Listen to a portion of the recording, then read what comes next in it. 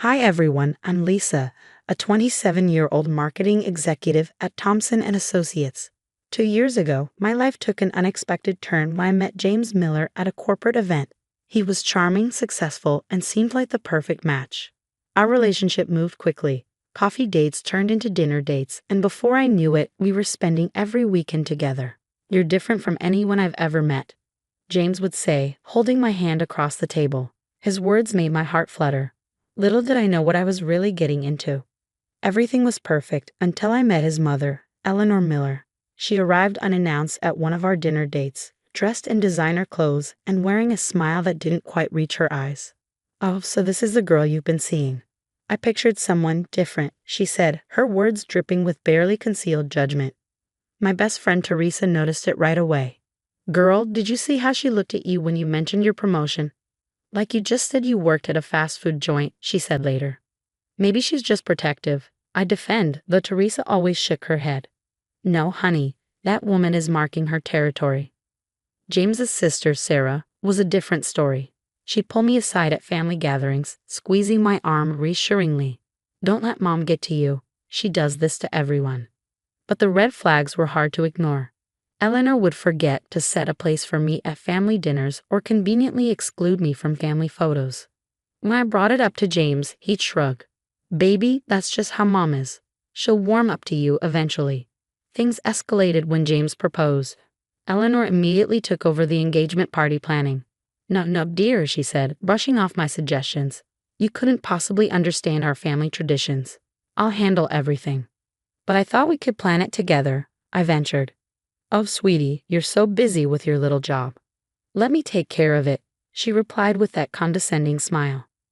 James, standing awkwardly nearby, avoided eye contact.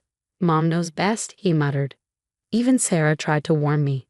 She did this with James' ex too, started small, then got worse. Teresa, as usual, didn't hold back. "Are you seriously letting her run your engagement party?" "Girl, this is just the beginning." I watched helplessly as Eleanor took over every detail: the venue, the guest list, the menu. She even tried to choose my dress. "The blue one makes you look more appropriate," she said, her tone saccharine but her eyes cold. Now, with the engagement party a week away, I'm watching Eleanor transform what should be our celebration into her show. James insists I'm overreacting, but Teresa and Sarah see it too. Something tells me this party is going to be unforgettable, just not in the way I'd hoped. "Just remember, Teresa told me yesterday you're marrying James, not his mother." But lately, I wonder if that's really true, because it feels like I'm signing up for both, and Eleanor Miller is making it very clear who's in charge.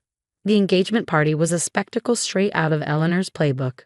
Crystal chandeliers, extravagant floral arrangements, and her high society friends filling every corner of her mansion. I felt out of place the moment I walked in, especially when I saw she'd rearranged the seating chart to put me at a corner table, far from James. "Darling, you understand, don't you? The Andersons simply must sit with James. They're such important business connections." Throughout the night, Eleanor made sure everyone knew who was in control. She interrupted my conversations with guests, redirecting them to James' achievements. "Isn't he just perfect? And to think he's building his empire all by himself," she'd say, emphasizing by himself while glancing at me dismissively. The breaking point came during her speech. I was standing near the dessert table when she approached, coffee cup in hand.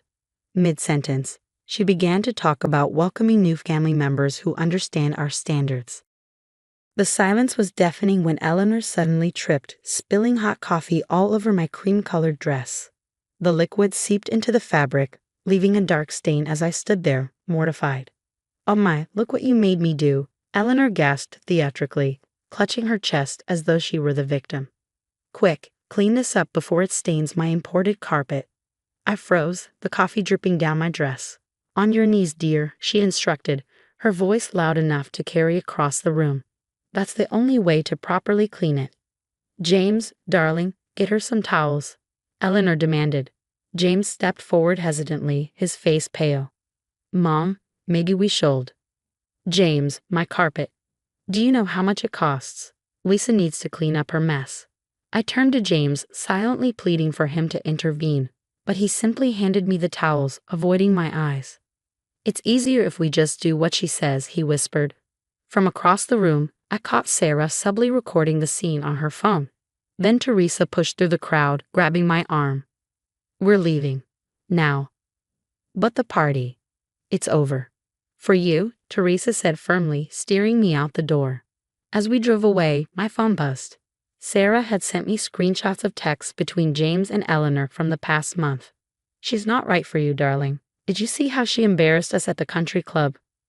Mom, Lisa's trying her best. Best isn't good enough for a Miller. Remember Caroline? She knew how to behave in our circles. The messages painted a chilling picture. Eleanor had sabotaged the venue booking by pretending to be my wedding planner. She told the caterer we wanted to go in a different direction. She had even contacted my boss under the guise of concern about my work hours. Another text from Sarah came in. I found something else. Mom's been meeting with Caroline. She's trying to get her back with James. Teresa tightened her grip on the steering wheel. You need to see this for what it is. She humiliated you in front of everyone, and James let it happen. As if on cue, my phone lit up again. James's message read, Mom's upset you left early. She says you're being dramatic about a little accident. Maybe you should apologize. That's when I knew. This wasn't just about coffee on a dress. This was Eleanor showing me exactly who she was, and James showing me exactly who he wasn't. The next morning, I met Patricia, James's ex-fiancée, over coffee in a quiet diner. She stirred her drink nervously. I should have warned you when I heard about the engagement, she said. Eleanor didn't just break us up, she systematically destroyed my life. Patricia shared stories eerily similar to mine. She made me clean spilled wine at their Christmas party, called me a gold digger at our engagement party. By the end, I lost a promotion and had to move cities. Sarah joined us, dropping a folder on the table. You need to see this, she said grimly. Mom doesn't just control James emotionally, she's the silent partner in his business. She funds everything through family loans. He can't make a single decision without her approval. Back at work, the fallout began. Clients canceled meetings. My boss called me in. Someone's expressed concerns about your reliability. Care to explain these calls about your unstable behavior during work hours? Teresa helped me document everything. The phone calls, the rumors, the sabotage. Look at this pattern, she pointed out. She's done the same thing to Sarah's college boyfriend, James's high school girlfriend, even their cousin's fiancé. Anyone who threatens her control gets eliminated. I confronted James at his office, presenting the evidence. These are ridiculous accusations, he snapped. Mom's looking out for me. You're just jealous of our close relationship. Close relationship? She's suffocating you, James. She controls your business, your relationships, your entire life. At least she's family, he retorted. You're just someone who clearly doesn't understand our world. Later that night, Sarah called, her voice shaking.